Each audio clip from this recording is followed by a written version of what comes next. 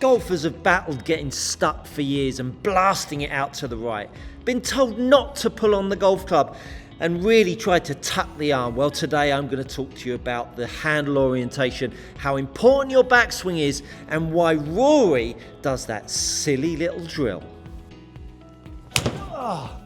Getting stuck is the most frustrating thing a golfer can ever experience. Hit it in the middle of the fairway, you've got yourself a 7-iron into the green, and you hit a wanger out to the right.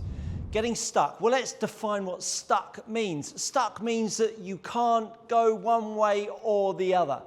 Now, for a golfer in a stuck position, there is many, many ways that golfers have thought about it. Is it the fact that the club face is open? Yes, it is, because the ball is going to the right of your target. The club face is open.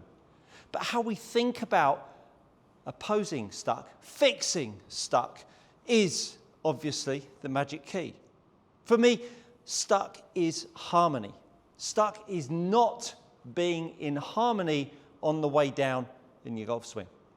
When the golf club and your body are out of sequence on the way down. When we get to the top of the backswing, now depending on where you are at the top, will be what indicates the kind of harmony you need on the way down. Now everybody's different. Some people that are cross the liners will start the golf club down in a different way to someone that is more laid off. Those two golfers will move the club down in a different way. Now, depending on who you are, will dictate how much you will feel your arms start your downswing or your legs start your downswing.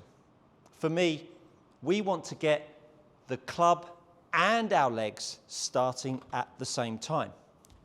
When we reach the top, transition is when we want to start to get the club and the legs moving at the same time. I've got a canny little drill for you. We get ourselves a TheraBand and we tie it up to something above us.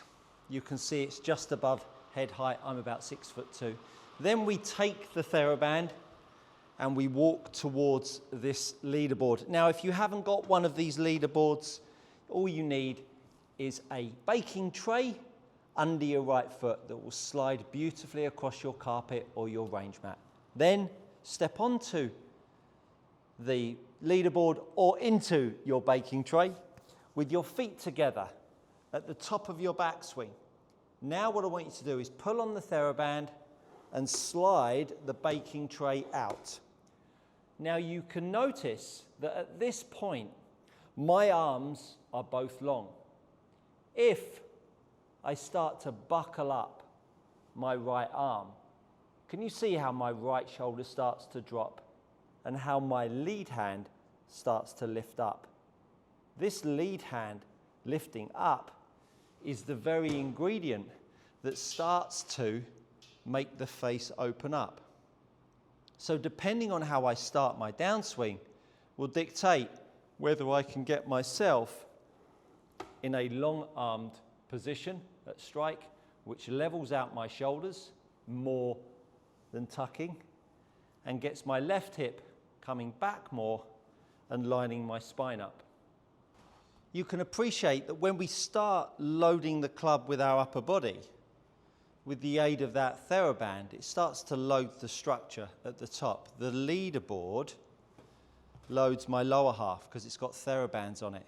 Now, if you're using a baking tray, just tie yourself a TheraBand around your ankles so that when you slide the baking tray, you've now got yourself a homemade leaderboard. So when you're pulling on the TheraBand and sliding the feet out, you've got activation with your lower half and you've got activation with your upper half, which is exactly the same as when you are on the golf course playing and swinging the golf club.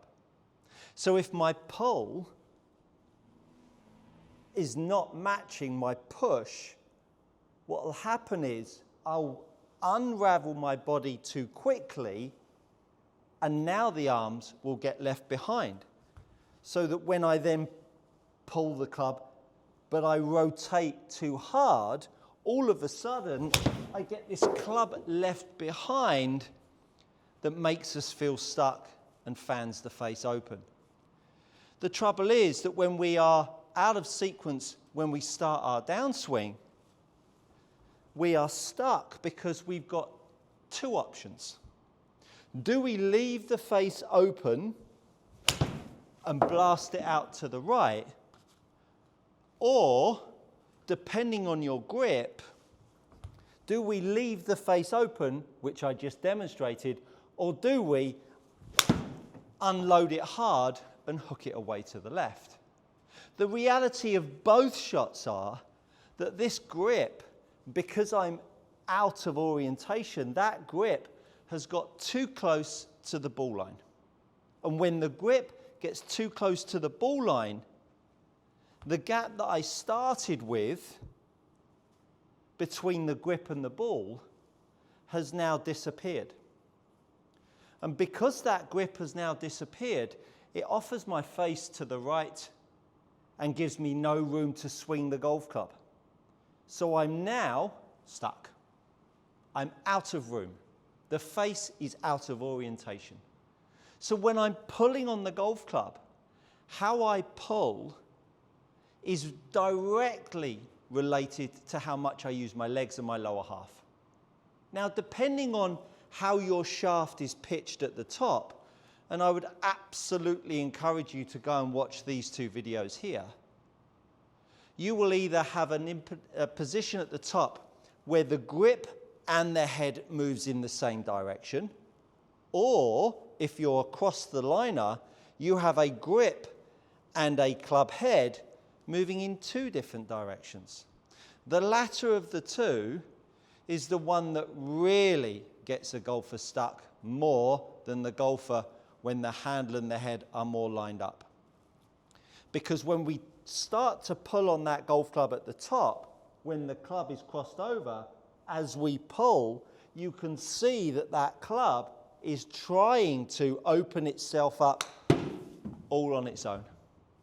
But when I start to pull on the golf club from more of a laid-off position, traditionally known as laid-off, now the grip and the handle and the club head can move in the same direction, which now gives me that opportunity to make my right arm long, my right shoulder higher, which then starts to get me much straighter with my path, more down with my angle of attack, and hits more of a right to left ball flight. So stuck can mean a variety of different things. But if I ask you to say, what does stuck mean to you? It means open face. How you oppose that open face, well, that's where the coach should step in and guide you. But for me, how you pull on the club and how you use that lead leg is going to be the conduit that gets you into a position in your delivery position where you get your right arm longer, your left shoulder lower, which then gets you able to move around the ball and line it all up.